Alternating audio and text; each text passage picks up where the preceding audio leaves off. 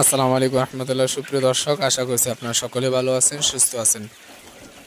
দেশ ও প্রবাস থেকে যারা আজকের এই ভিডিওটি ফলো করছেন সকলের প্রতি আন্তরিক শুভেচ্ছা অভিনন্দন। প্রিয় দর্শক, বরাবরণে আমি আছি হাফেজ নজরুল ইসলাম, নোয়াখালী সদর উপজেলা থেকে।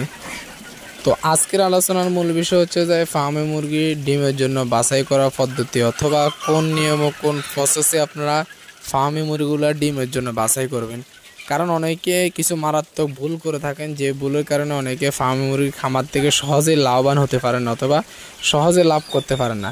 তো আজকের এই ভিডিওতে আমি আপনাদেরকে বলে দেবো যে আপনি কিভাবে খুব সহজে ফার্মে মুরগিগুলোকে ডিমের জন্য উৎপাদন করবেন আর সেখান থেকে ভালো টাকা বা ভালো প্রফিট ইনকাম করবেন। তো যাই হোক, ভিডিওটি শুরু করার একটি রিকোয়েস্ট, আপনারা যারা এই চ্যানেল নতুন দর্শক আছেন অবশ্যই চ্যানেলটি সাবস্ক্রাইব করেন সবাই, এবং নিয়মিত আমাদের ভিডিও পেতে বেল আইকনটি অন করে দিয়ে রাখবেন।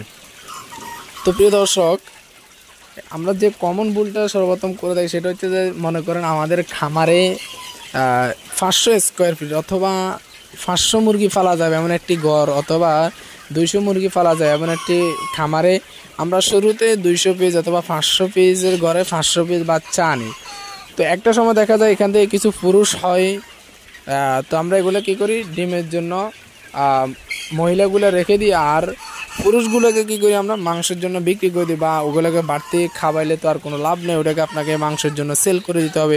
আর পুরুষগুলোকে আপনারা সাধারণত মহিলাগুলোকে সাধারণত ডিমের জন্য রাখে দিই, আর পুরুষগুলোকে বাজারে সেল করে দিতে হয় আমাদেরকে। তো যখন দেখা যায় কি আমাদের পুরুষগুলো যখন আমরা বিক্রি করে দিই, মহিলাগুলো যখন আমরা ডিমের জন্য রেখে দিই, তখন দেখা যায় আমরা 500 পিস মুরগি থেকে অথবা 150 পিস বা 200 পিস পুরুষ হয়ে গেলে ওগুলো মাংসের জন্য সেল করে দিলাম, আর হচ্ছে যে মহিলা যেগুলো আছে সেগুলো আমরা ডিমের জন্য রেখে দিলাম। তো হয় কি আমাদের 300 পিস আমরা যদি মহিলা রাখি তাহলে 500 ঘরে বা যেখানে 500 মুরগি লালন পালন করা যাবে এমন করে যে আমরা 300 পিস মুরগি লালন পালন করি, অনায়াসে আমাদের কিন্তু একটা লসের সম্মুখীন হওয়া লাগে। কারণ আমি অনেক টাকা খরচ করে ইনভেস্ট করি, আমি 500 মুরগির জন্য শুরুতে একটা বাজার করছিলাম, পরবর্তীতে আমাদের কিন্তু লসের সম্ভাবনাটা বেড়ে যায়। তো এই জন্য আপনারা যে ভুলটা করবেন না কখনো, সেটা হচ্ছে যে আপনারা যে ঘরে বাচ্চাটা বেশি 500 পরিমাণ বাচ্চা রাখলে আপনারা 700-800 মুরগি ক্রয় করার চেষ্টা করবেন। তাহলে আপনারা মহিলা যেগুলো সেগুলো আপনার ডিমের জন্য 500 পিস আপনার টার্গেট অনুযায়ী রেখে দেবেন, আর 200-300 পিস পুরুষ হলে সেগুলো আপনারা বাজারে মাংস হিসাবে সেল করে দেবেন। এই পদ্ধতি যদি অবলম্বন করেন তাহলে আপনারা কিন্তু ফার্ম মুরগি খামার থেকে খুব সহজেই লাভবান হতে পারেন। কারণ ফার্ম মুরগি ডিমের জন্য পালন করা হয়, যদি এটা আপনার মাংসের জন্য লালন পালন করেন তাহলে সেক্ষেত্রে বেশি একটা লাভবান করা যায় না। তো এই জন্য পুরুষ তো সাধারণত মাংসের জন্য, তো আপনার ডিমের জন্য বেশি মহিলা রাখলে ডিম বেশি দিবে, পুরুষ তো বেশি ফেলে আপনার আমার কোনো প্রয়োজন নেই। তো এই জন্য কমন ভুলগুলো যদি আমরা না করি তাহলে ফার্ম মুরগি খামার থেকে আমি মনে করি সহজে অনায়াসে ইনকাম করা সম্ভব।